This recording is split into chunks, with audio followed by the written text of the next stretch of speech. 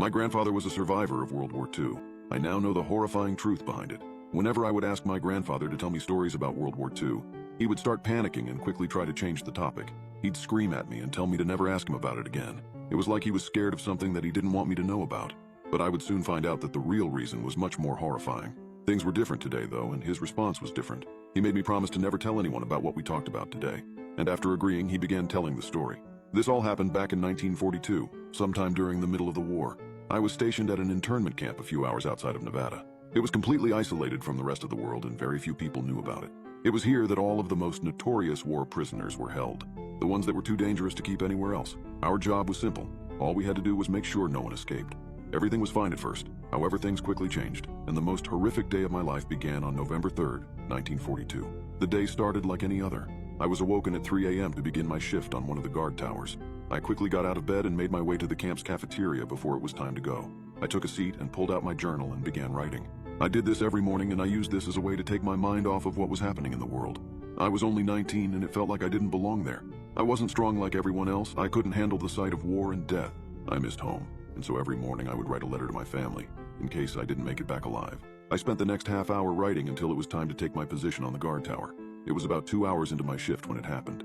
The sun was just starting to rise when suddenly the alarm started blaring. Someone was trying to escape. I quickly stood up from my chair and switched the large spotlight on in front of me and began aiming it around the ground outside, hoping I could find him. A few minutes had gone by and I was ready to give up when I saw him. There was a man crawling, weaving his way in and around rocks and bushes to avoid being seen. I knew what I had to do. I put my rifle around my neck and aimed in with the scope. I waited until my crosshair was directly on his head. I looked at the young man for a moment. I could tell he was Japanese, and then I fired. He was dead. I was getting ready to sit back down in my chair when I was interrupted by something. The sound of large engines. The sun was up by this point, and as I turned my head around, I was greeted by the sight of dozens of planes. It was the Japanese military. They had found us. Quickly, the alarms began to ring once more, but it was too late. As they flew over the outpost, their hatches opened, and bombs quickly fell to the floor. Following them was what looked like some type of yellow gas. I had never seen something like that before. Before I had any time to react, the bombs touched the ground, and a large explosion took place. I was immediately knocked out. After what felt like hours, I awoke, covered in blood and ash.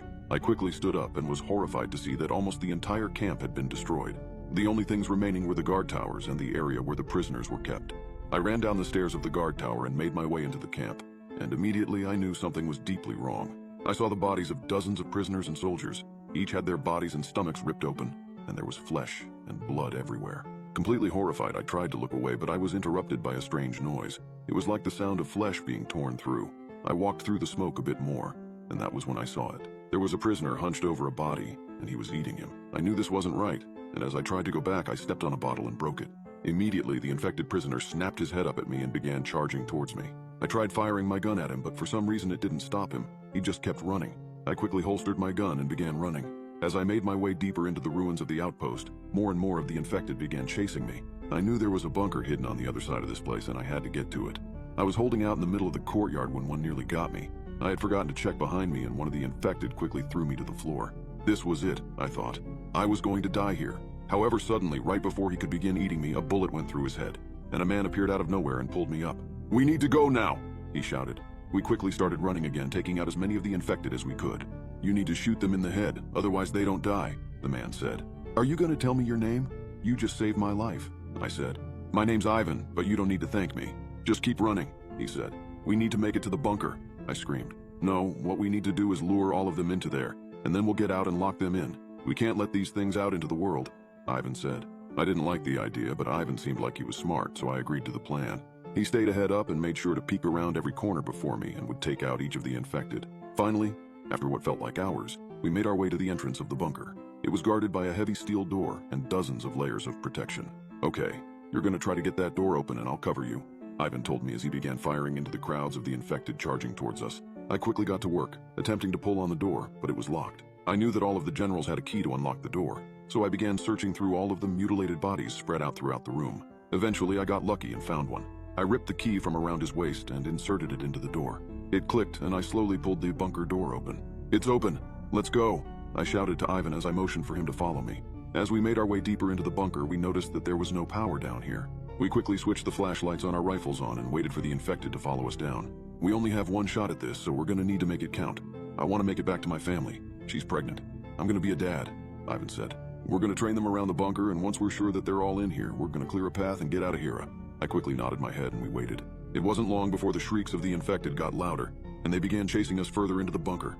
We began firing our guns, taking out as many as we could, and the ones we couldn't kill we would make sure didn't reach us. After what felt like hours, we knew that all of the infected had to be in here.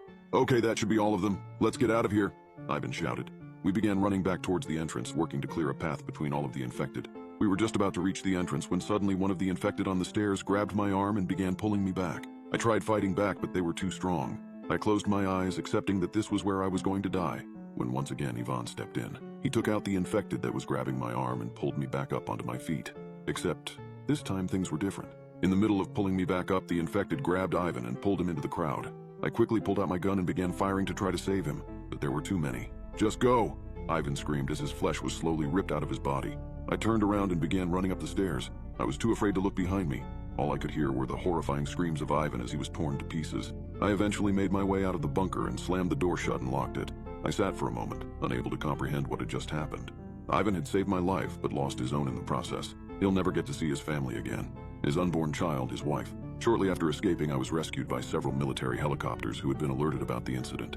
As we were flying away, I looked out the window of the helicopter to see what remained of the outpost being bombed, so that what happened there would never happen again. In that moment, I thought about Ivan and the sacrifice he made. Not only did he save my life, but he saved the entire world, and I will remember him forever.